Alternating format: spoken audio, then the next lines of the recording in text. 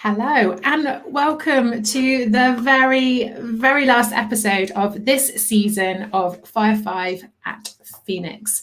I am joined this evening by I was going to say old friend, but that's rude. A very long time friend and at times colleague, Sally Fox. Sally's going to introduce herself in a moment. The concept of this live is that Sally is she's our final guest for this season. But over the season, we've had 42 guests.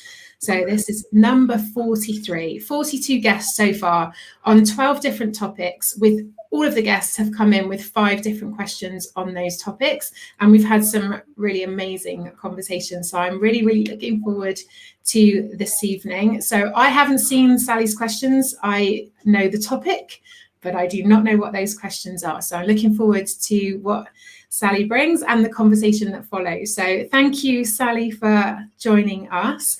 Well, you're welcome. Tell us a little bit about you and who you are, what you do, and yeah, we'll get straight into it. All of that jazz. Yes, I'm glad you correct yourself on old. We're not old. We're not old.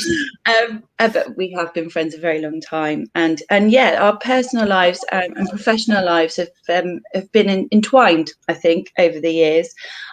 So a little bit about me. I have worked in the public sector my whole career, really, starting in emergency control, and then currently I work as a chief executive in the public sector. And you have been instrumental in supporting me throughout my career journey, and given me confidence to really face my own demons and realise my own abilities, and get over myself, really, and go for things that I want to do. So it's an absolute pleasure to be here with you for this final session, and I feel really humbled that you asked me. So thank you. Whilst being a very busy chief exec, I'm also a mum of 3. One's 18, one's 12, one's 5, and they're all challenges and just beautiful in their own ways. So a lot of my life is spent managing work life and home life, and generally making sure that I have some clue of where my kids are and the work gets done. So that's a little bit about me.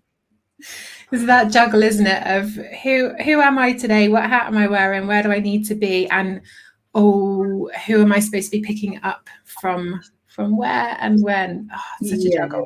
It's such a juggle, but also a massive dose of perspective, because there's nothing to bring you back down to earth than one of your children bombing one of your Teams meetings, asking when their tea is. So you definitely get brought down to earth very quickly. Yeah, children have a great way of humbling you, don't they? I was saying earlier, so I'm launching a new course tomorrow. So the last week has been spent videoing and then going through the YouTube videos and doing the edits and then doing the subtitles. And I said to my son earlier, I'm so fed up of looking and listening to myself. He's like, how do you think I feel? I've lived with it for 19 years. I was like, okay, humbling. Straight back down to earth. No, that's it. That's me put into place. So yes, I have to listen to your waffle all the time. Nice. Okay. Thanks for that. Yeah, kids are great for that, aren't they? So the topic this evening is values and purpose. And I know off record, personally, and in a professional environment, we've talked about this a lot, haven't we, over the years, from different perspectives, different angles. So I am really keen to have this conversation perhaps more publicly, but yeah, keen to see what questions have you got. Do you want to start with the first one? Okay. So, I mean, as you say, we've talked about this quite a lot, haven't we, throughout, our professional and personal lives. And I was really keen, as part of my prep, to kind of speak with some friends who maybe haven't had that opportunity within their working life to have time to reflect on what their values are, etc. And I spoke to a friend over the weekend who's got a very different lived experience to me, and explained what we were doing today. And when I started to talk to her about values, she said, I wouldn't know where to start. I don't know what my values are. Now, arguably, I said, you probably do know what they are, but have you ever really sat down and thought about it? So I suppose my question to you, Zoe, is how would you give advice to somebody who hasn't had that opportunity to really understand and have insight into what their values are and defining that? So how would you advise somebody to approach that?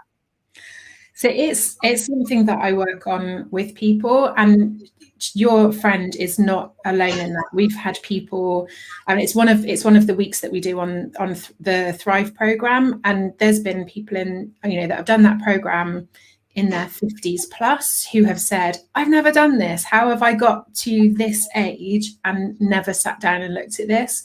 So what I do with them is that I give them a worksheet, and it's got a list of, I think, about 50 different values for them to choose from. And some people do it by process of elimination. So they'll go through, they'll cross off the ones that they know aren't as important and then narrow it down that way. And other people go through and they'll have words that jump out at them that they know are really important. The challenge for them is always narrowing it down to 3.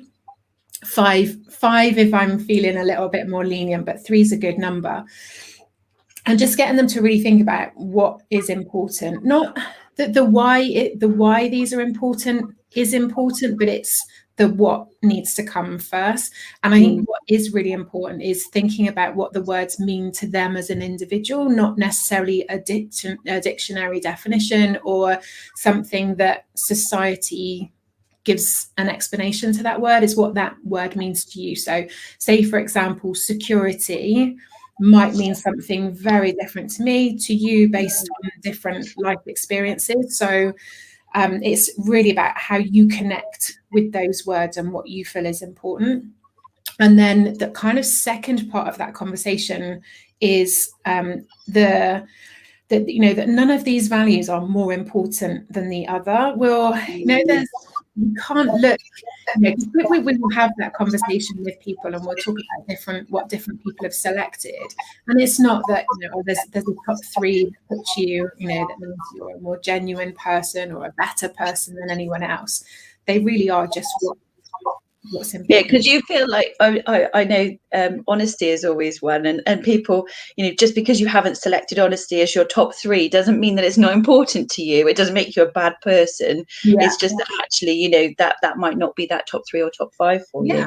Yeah, there will be some values that are in conflict with each other. So you could have honesty, but you could also have kindness. And so sometimes they'll conflict with each other because, okay, I really want to be honest right now, but actually to be honest would not be kind. So it's, how can I be honest and kind, or do I need to choose one or the other? And so sometimes the different values conflict, and it might be our own values conflicting with each other, or they might be our values conflicting with other people's. So that's the other conversation that we have, is look at your values. Do the people who are really important to you know what they are? Do you communicate that with people? When you look at the people who you spend the most time with, do you understand what their values are and why certain things are important to them? But also, just in leadership and management, do you know what the values of your team are? It impacts how we communicate with the team. There'll be certain individuals that will have, maybe contribution is one of their values, so they'll want to feel included all of the time. So it's really important that they feel that when speaking to the team. And there might be others that have got different values that will, when that, you can adapt how you communicate so that your words connect with them on that next level. And so I think the values and the needs is probably one of the weeks in Thrive, which is quite a breakthrough for quite a lot of people that do the program, just having that time to sit and reflect. And then the conversations that they have with families, partners, and then when they go into work the following day, how they start to see things and see people's behavior with a slightly different filter. Yeah, definitely. And I think it is just having the opportunity to define what your values are. I mean, we have corporate values. Most organizations have corporate values, and that is it's a very collaborative approach when defining corporate values, because you're asking a group, in some organizations large and some organizations smaller, to come together and define a shared set of values for for yourselves as an organisation, which you all sign on to, and I do with my team more than ever, I think, let's go back to our values, let's go back to our mission and vision. Where does this fit with us, and what are the decisions that we should be making that are in line with our values, not just for us as an organisation, but actually to demonstrate that these are living, breathing values, not just words on a piece of paper that we use to define ourselves as an organisation. And actually, it's quite interesting how the staff are so bought into that kind of design process around organisational values. But when we start looking at our own continuous professional development, and you put the spotlight on ourselves as individuals, actually some aspects of that are quite uncomfortable. And people aren't necessarily as find it quite challenging, I would say. It's easier to define our values as a team sometimes than it is to define our values as an individual. And I think that that's quite interesting. It's very revealing, isn't it, of who you are as a person when you talk about things that are really core to who you are. It's quite, there's no hiding behind that, because it really does open up to see what's in here, doesn't it? Without you might not share your personal experience, you might not share things that have happened that have shaped those values, but you're giving people that umbrella that you sit underneath, and it's quite a vulnerable conversation, isn't it? Because you're sharing something that you wouldn't necessarily share in work. But like you said, those organizational values, when you've got lots of differing opinions around the table, going back to that shared value of, okay, this is what needs to be, this is what we're aligning our decision making with, is really helpful, but also really important, because make sure you're all pulling in the same direction and not pulling off towards personal values. So yeah, it's great to hear. It doesn't surprise me, obviously, but it's great to hear that there are people out there that are doing that, because I will be the first to admit, when I was in leadership and management, it wasn't a conscious awareness. It was probably there on a level because of some of the other work that I was doing in the background, but it wasn't a conscious decision of, okay, let's just pull this back in line with what's important. So it's great to hear that happens. But yeah, really important for people to kind of just check in with. And I know it's great, it's easy for me because my business is me, myself and I, so my personal values and my business values are nicely aligned. But I do, they are there in the corner. I do go in and I check when things don't feel comfortable or they feel a little bit off, and I will check back in. Okay, what's missing here? What's out of alignment, and what do I need to adjust to bring it back in? So yeah, definitely. And I think having spent time with our organizational values, and then, as you know, as a leader, one of my absolute non-negotiable values is around kindness. It's always top of my list every time, and I've always said I lead with my heart. I always have done, and that's probably got some huge benefits, and then some probably huge challenges alongside it, as you know. And it probably leads me very neatly onto my next question, actually, which is, we're very clear around our values, but what are the pros and cons, in your view, to having a really clear understanding of your values, purpose and goals? Good question. An interesting angle too. I think that what pops into my mind is that closed kind of tunnel vision. But you can be aware of that as well. So maybe it's the awareness that comes with it. And I think it's good to be able to stand in that space and say, this is who I am, this is what's important to me, and this is I am going to battle this, and I am going to stand up for this, because this is something that's really important. And I think, even with goals as well, of being, sometimes with some goals, you do need to be really tunnel vision, and you do really need to prioritize it, and, maybe sacrifice something from somewhere else to be able to make it happen. There's times where both of us have, had goals in professional goals, or we've taken on a new role, and you do have to readjust priorities to make this stuff happen. It doesn't just happen on its own. You have to take. It'd be great if it did.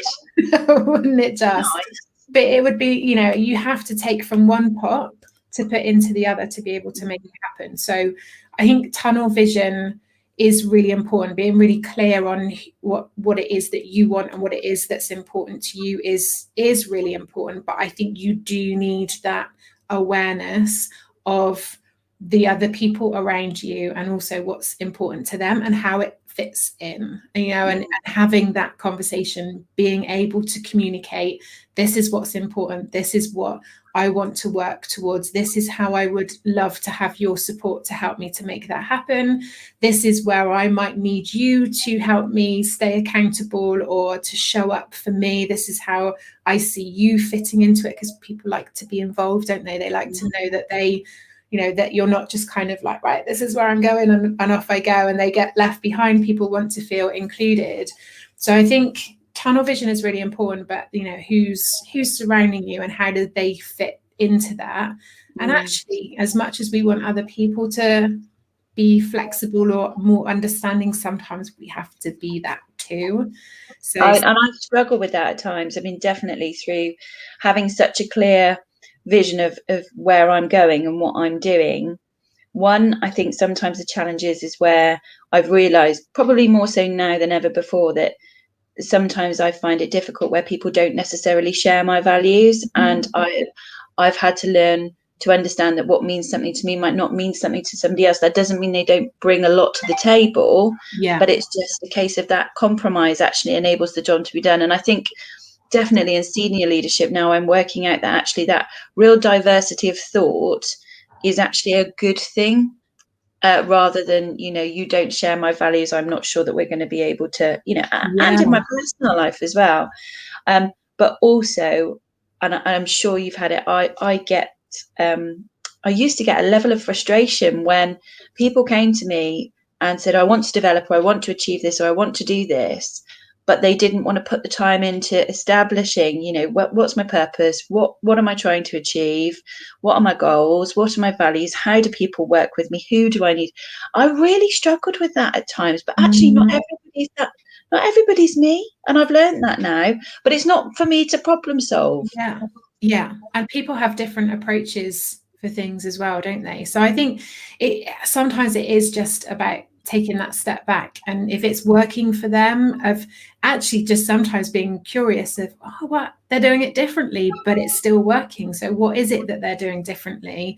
And actually, can I learn something from them doing it differently that I can learn from, and maybe adapt and adjust what I do in a different way? But yeah, I think having different values, sitting around the table with people with different values, I think is, you know, that's where you learn, that's where you see different perspectives. And, you know, I remember going to a talk that was held by UE, by the Ruth, who used to be in charge of Stonewall, I believe. And I remember so vividly her saying that two things, that if the people around the table, so she was talking about it from a work perspective, but I think it works for personal perspective too. If the people sitting around the table all look like you and all think like you and all agree with you, then you've got the wrong people around the table, because you need to have people who think and see the world differently to you to give you that different perspective. And then she followed that up by saying, actually, if they all look and think differently, but they're still agreeing with you, then you are overriding that table and you're not creating that space for people to be able to share their perspective on the world. And that's where you're also missing out. And I think that has stuck with me. And that was probably about 3 or 4 years ago. You know, you just sometimes people say something. Resonate though, don't they? Yeah. And you think, how often do we see that personally or in a working world where, you know, people either it gets shut down or it's not encouraged for people to share their perspectives and their values. And we've all got, we might know what works for us, but we can all learn from what works for other people, or how other people see the world. And I think it is tough, isn't it, when people come to you for help, but they then go and do it their own way. And I think that's one of the reasons for asking the question is because when I was talking to my friend over the weekend around values and purpose, and she always says, oh, I don't know how you find time to do all this. And, you know as well as I do, I'm just take on far too much, really, in all honesty. But just understanding from other people's points of views that actually they probably do understand their values base. They probably do have a very good, clear idea of what their purpose and their goals are. It just doesn't reflect the way that I do it. And that's really good. That's really okay. And we've done a lot of work recently around behavioral insights and understanding how to get the best out of each other about how we communicate with each other. And that has been amazing because I've learned so much about myself and the people that I spend a lot of my time with to enable us to be much better communicators. And they understand what's important to me and I understand what's important to them. I don't always get it right, but it is a really good starting point for being able to have conversations that are meaningful and people, you're able to get the best from people. And I think that's the biggest thing to me. You're tailoring the conversation and the way you communicate for the person who's receiving it, rather than your natural tendency of how you would want to communicate that message. So what you're doing is you're thinking about who's receiving it and how do they best receive that type of communication. So it just means you're tailoring it so that they are in the best position to understand fully what you intend and what you're trying to communicate. So I think reduces those misunderstandings or those miscommunications, but also it helps people to really see that they might not see it, but they feel that you are paying attention to who they are as an individual and you're respectful of what's important to them. Absolutely. And I've definitely seen, in terms of just being at home as well, and a very wise person once said to me, being a leader is 75% listening, 25% talking. And I'm definitely finding that is coming into fruition more and more, especially, as lives being so busy, taking the time to really listen to people at the moment, especially against the backdrop of the last 15 months and all the challenges that has brought everybody, both personally and professionally. Never more so has there needed to be a space just to listen, and definitely doing a lot more of that and encouraging myself to do more of that, around understanding the different impacts on people, really, and how that's, again, back to values, how that they really, struggle with that, whether it's being able to deliver at work whilst homeschooling, whether it's feeling like the quality of what they're doing is really challenging, whether it's trying to be a good parent in a difficult circumstance and still deliver on everything else. It's really difficult when our that fabrication of who we are gets compromised by all those external factors, and actually just having some safe space to talk about the impacts of that has really helped. Yeah. And I think that's the key word there as well, space. It's giving people that space in the gaps and paying attention to what is not said as much as what is said, and not jumping into that space and filling it with another question or another conversation, but holding that space to give people the time that they need to be able to communicate in the way that they are comfortable with. Might not be what you're comfortable with, but in the way that they are comfortable with. Because I know, because we have known each other for such a long time, I know that we've got that sort of very similar sort of natural tendency, bish, bash, bosh, let's do this. Yes. But some people like to sit back, they like to reflect, they like to kind of take that time to work it through, and they like to process, and so they need that time, they need that space. And I know that it's something that I've learned through coaching, that there is so much value in holding that space. And I don't think I truly appreciated that until I was doing this full time, just sitting there and holding that space for people to work it out and work it through in whatever way was working for them. So powerful.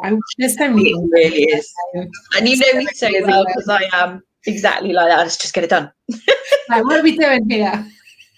Oh, let's get it done 5 minutes ago. And then I very regularly get, Sal, That ain't gonna happen, is it? Really? Okay, fair enough then. So I do have to rein myself in on that, unfortunately. That it's very much in my nature.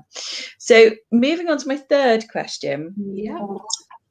Obviously, we're both parents, and never more so do I spend time, probably now as my children are getting older, thinking about their futures, really. And hugely, social media and everything else that is going on in their lives is such a huge part, and one I don't really understand to the extent that they do, because it wasn't really a part of my life when I was young. Do you think that there's more emphasis on young people now to understand who they are, what they value, and have that intent about where they're going in comparison to, say, when we were kids? I think it's talked about a lot more, isn't it?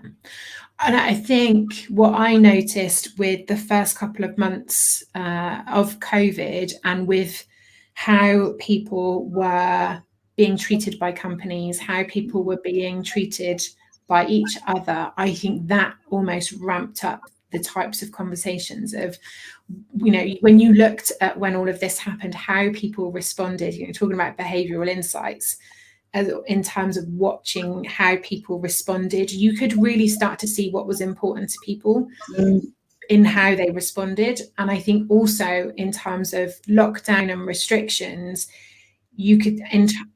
different people were impacted in different ways because of what was important to them.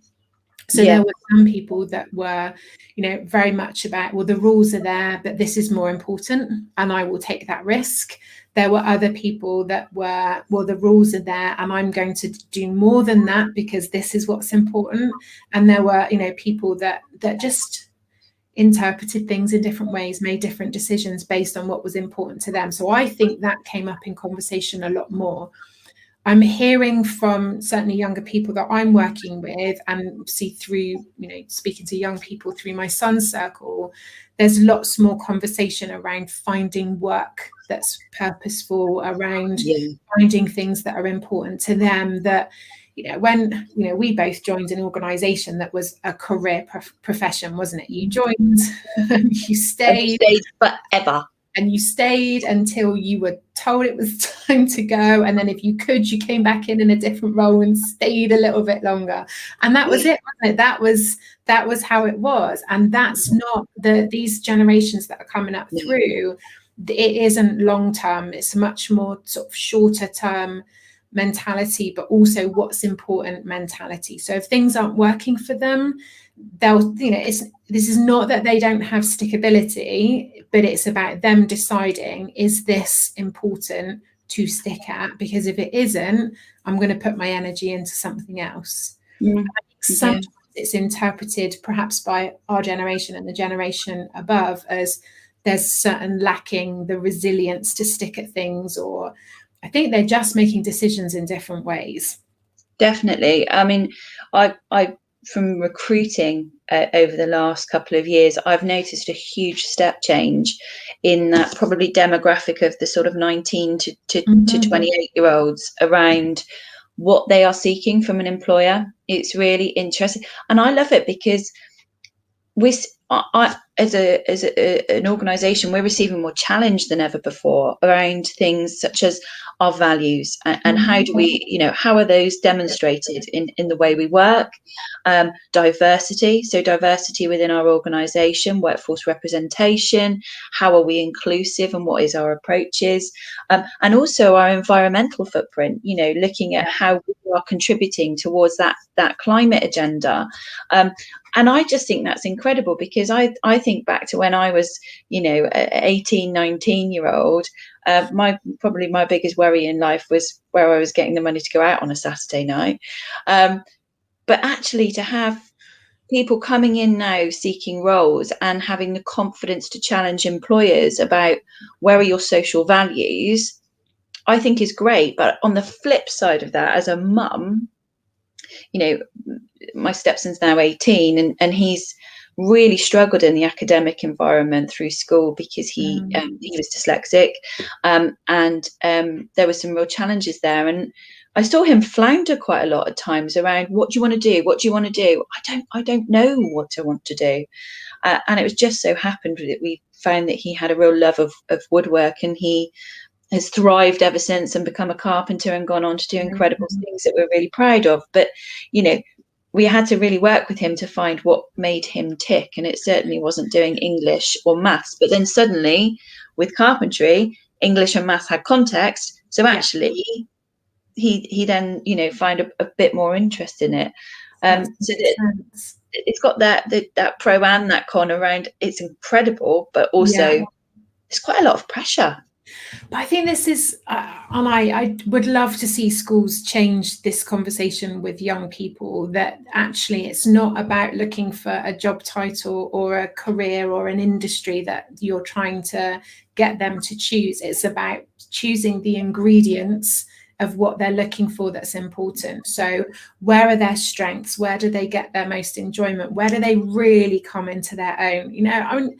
You know, you can sit one child with a maths problem and they just sit there and you can literally see the life and soul drain from them. And you can put a maths problem in front of another child and it excites them of how they're going to solve that problem. And I think I would love to see that conversation change, rather than talking about an industry or a type of role, talking about what's important to you. What do you enjoy doing? What type of tasks do you like doing? What kind of activities do you like doing? Do you like working in a team, or actually do you want to work in isolation at home? Do you want to be traveling around the world? What is important to you? What are the ingredients that you're looking for in work? And it's the kind of conversations that I have now with people that are looking for a career change. Let's just strip everything back. Let's take the job titles away and let's look at all of the things that have made up all of the jobs that you've enjoyed doing. And let's just, I me and food, but it always is the cake analogy of, we don't need to know what cake this is going to be made into, but we do need to know what ingredients need to go into that cake. Yeah. And so just peeling it back, just coming away from an industry or a business or a job title. The world is moving so quickly. Some of these jobs don't even exist yet. The world is changing. The dynamics are changing. The way that work is happening is changing. So let's just strip it back down and work out, okay, you might not know what role you want, but you know what you're good at, what you can be paid for, what's important to you, and where do you come to life? Where are you going to be where somebody is going to see you at your best? Absolutely. I think that's so important. You want someone that's going to sit at the table with you and your team and light up when you talk about certain things. That's going to be passionate about delivering certain things. You don't want someone in there who's actually passionate and should be in 3 offices down the corridor talking about something completely different. And how often have we been in positions where we've had a member of staff who's fully capable but isn't performing because they're just in the wrong place? Absolutely. And let's put you into an office down the corridor, because I know you will thrive in that environment down there. And even people working from home, I've seen performance rocket from members of staff who work better working from home. Yeah. And just by a change of environment, not necessarily a change of role, but that's the environment has enabled work-life balance like it never has done before, and them to be able to perform much more efficiently without those distractions of the office and that environment. And I think you're absolutely right about, changing that conversation with young people, because when I look, it made me laugh when you said about the jobs. If you'd have said to me 20 years ago, I'm going to be a YouTuber or an influencer, I'd have gone, what, pardon, please? These are very real roles. Yeah, very, they're big money, big, big jobs. But there's also, social media manager. Yeah, I mean, I am trying. My middle child is desperate to be a YouTuber. Okay. I am trying to encourage him maybe to have a backup plan. But, ultimately, these are very real, jobs that people now are looking at. And some of those jobs haven't even been realised yet. And I think that's really right, what you're saying about identifying what makes you tick. From, moving roles previously, I've reinvigorated some skills that I'd forgotten I'd had, and actually I really enjoy. And that, despite how busy it is giving me that adrenaline and that momentum to want to keep going and to want to keep doing that, because I'm really enjoying what I'm doing. So I think there's huge benefit in sitting down and working out what is it that makes you want to get out of bed in the morning and go to work. Because I know that some people put in perhaps money as a motivator, but there's got to be more to it than that. Sure, you've got to love what you do. I'm sure if you ask your wee middleman that, you know, what is it about being a YouTuber that he enjoys, that interests him, break it down into the ingredients, because that's where he can start to look at what the alternatives are. You know, what is it? Is it the creativity? Is it presenting? Is it talking and getting a message across to people? Is it, you know, what is it about that he enjoys? Because that's where you can start to look at the ingredients. And one of the I help out with a speaking academy once a month, and one of the questions, I can't give too much away, but he'll talk about the job that you wanted to do as a child. And I'm sure that if the two of us sat down and looked at, okay, what was it we wanted to do as a child? What was it about that job that excited us? And when we look at what we do now and what excites us about the jobs that we do now, probably going to be some similarities. Yeah, definitely. The job title might have changed, you know, the environment that we're working in might have changed, the level of responsibility might have changed, but it's the bit, you know, I look at when I was 18 and I first applied to work for the police, what was it I wanted to do? I wanted to make a difference. I wanted to have an impact. I wanted to help people find their voice. I wanted to help people to see that there were different paths and different opportunities for them. You know, so as I went through into leadership, I wanted to help people to see their capability, reach their potential. It's all stuff I'm doing now. Yeah, and you're fantastic. Same ingredients, different cake. Absolutely, absolutely. And you've helped me many times over the years, especially around doing things I'm fearful of, which obviously brings me on to my next question, talking about courage. And this question came about because I was talking to somebody a few weeks ago who said, oh, you know, you're so brave. Well, you don't seem to be fearful. Now, that's not true, because I'm frightened a lot of the time, as you know. And that synergy between courage and, for me, courage is the acceptance of that fear. It's feeling that fear and doing it anyway. And I'd just be really interested in your experience of when you've had to demonstrate courage and whether you still felt that fear, because that fear is with me all the time. All the time. All the time. There's still stuff I do now, and I'm like, I can't believe I'm doing this. All of the time. The question that I try and ask myself is, okay, this is just call it out. Sometimes you've just got to say, this is what it is. What is it that's worrying me about this? What's the fear? But then what's exciting me about this? What are the consequences of this that I am going to be excited about, that I'm going to feel happy about? You know, what's on the other side of this and how will that feel? Because then you can weigh it up, can't you? Like, okay, is this little bit of worry over here is massively outweighed by the things that excite me about it, or the things that this might lead to? You know, and I look back at some of the things that I've done and think, okay, that felt like a really big leap at the time.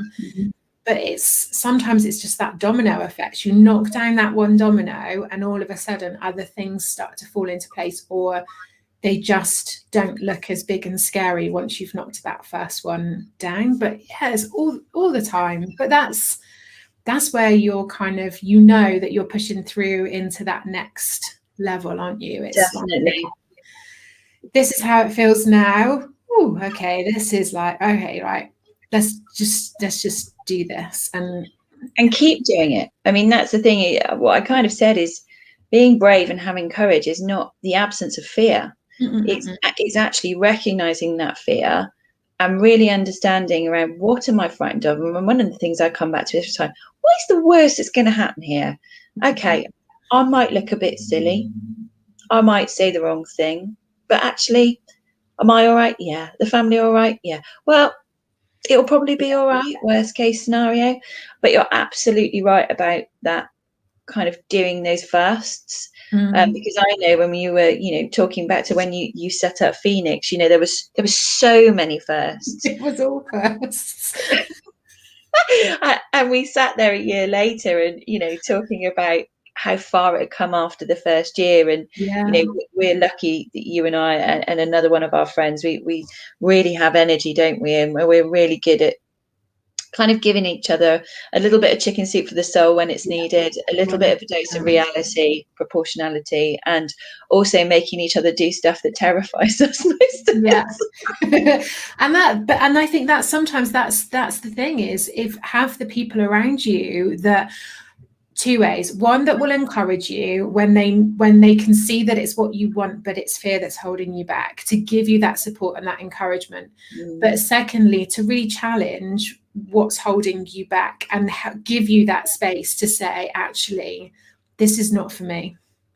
And to give you that courage to say, this is not for me. There is fear there, but actually it's deeper than that. This is not for me, and I'm holding it back for a reason. And I think that's really important, is having those people around you that know when to go, so just get on with it, just do it, and when to go, hang on a minute, something else is going on here. Is this really what you want? Is this right for you? And to give you that space to go, this ain't it. This ain't it. Absolutely. And they're not going to, not feel that you're a failure for stepping away from something that is not in alignment with what is important to you. And I think that takes as much courage as stepping into the things that are.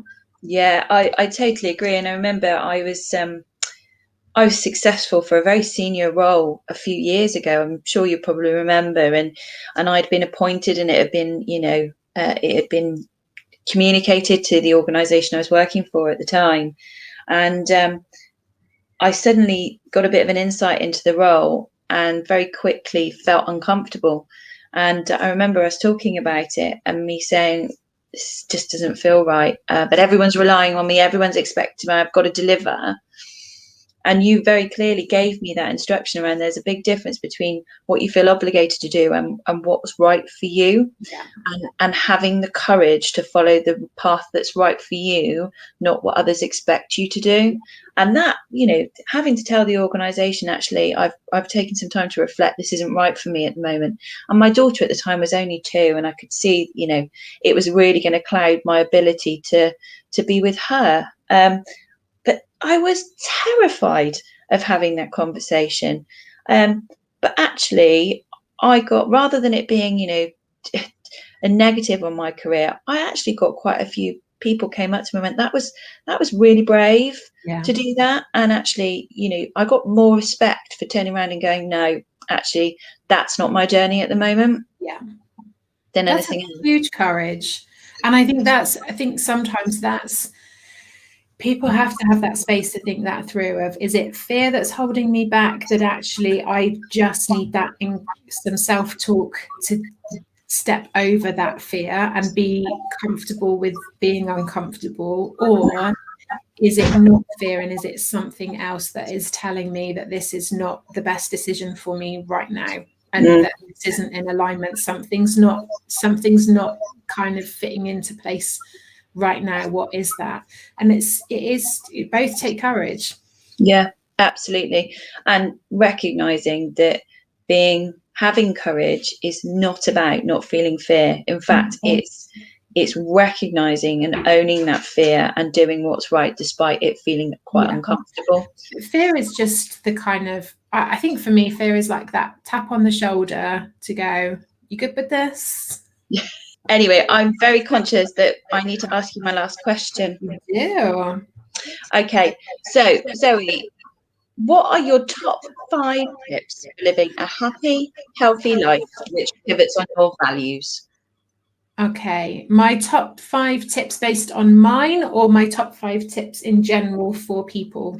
General for people, but you can put yours in there as well. So in alignment with values, purpose, what's important? Yeah. Okay, well, the first one has to be that you need to know what they are. Yeah. And live consciously by what they are. So don't just work out what they are, stick it on a post-it note, down to the bottom of the drawer. Be conscious of what they are. Have it in a place where you can see it. If you have a certain place where you spend a lot of time making decisions, that's where they need to be, to remind you of what they are, and keep them in check. So so the first one is know what they are. Second one, keep them in check. So I have a little life review every year coming up very soon, based on an anniversary, and I ask myself that question: am I living the life that I want? Am I doing the things that are important to me? Is everything in alignment? And I just have take myself off for a little walk, and I ask myself those questions. July every year, always the same. Great. I'm going to try and do something like that. And that's what I ask myself: am I living the life that I want to live? Am I so I have as well just kind of that sort of legacy agreement of things that I want to live by, and so I ask myself questions around that as well. And if things are not in alignment, I start to think about, right, what am I going to do about it? And I start to think of actions. This is why quite often my job changes, relationship changes, things have happened quite often around August, September time, because I've reflected in July and I've taken action in August. So yeah, it's amazing. That's why some of those things have happened. So yeah, know what they are, live consciously by them, keep them in a regular review, communicate with people around you what they are. You don't need to explain why they're important, but if you're living with people or you're spending lots of time and work with people, help them to understand who you are as a person and what's important to you. I think we have a tendency to make people want to work. We almost want people to work it out for themselves, because that's some kind of sign of commitment. Just tell them what's important. And you don't need to go into the details of why, but do let them know what's important. Okay, that's 3. So 2 more: values and purpose. I think, again, to be happy and healthy. Values and purpose, and how you can be happy and healthy. I mean, you need to know what makes you happy. And how healthy is, we should be doing something every day that contributes to our health. There's small things that we can do that don't need a huge amount of effort and energy, that we can be really consistent with, that contribute to health. So that's number 4. Show up for yourself daily that contributes to your health. If that's going for a walk, drinking enough water, eating one nutritious meal that ticks the box, but you can show up something every day. And happiness. What is happiness? That is the question for each individual, isn't it? What is completely individual? Yeah. What does happiness look like to you? How do you know that you feel happy? And how can you start being happy now for no particular reason at all? Like, if you are waiting for something to happen, or you're waiting to achieve something, or you're waiting for something to be in place, or a sign or a feeling to feel that, you don't need to wait for it. You can just decide here and now that you can feel happy. We get to control those emotions. There's 5. That's amazing. And you're absolutely right. Happiness is different things to different people. My happiness wouldn't necessarily, what makes me happy and gives me those feels, will always be laughing until my face hurts, because that's always a sign to me that actually I'm doing all right. And spending time with my family. Oh my garden, that makes me happy. Yeah. I have a shared garden, so there's always other people in it. So I don't share.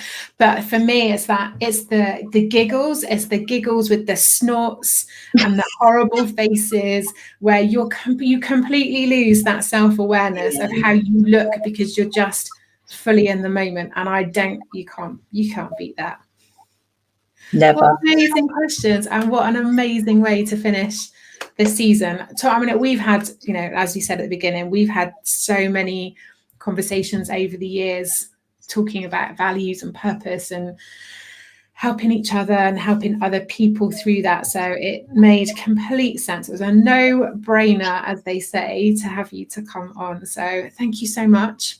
Thank you. There is going to be a next, so I don't think you know this either. So the next step for me with the seasons and podcasts We're going radio, baby.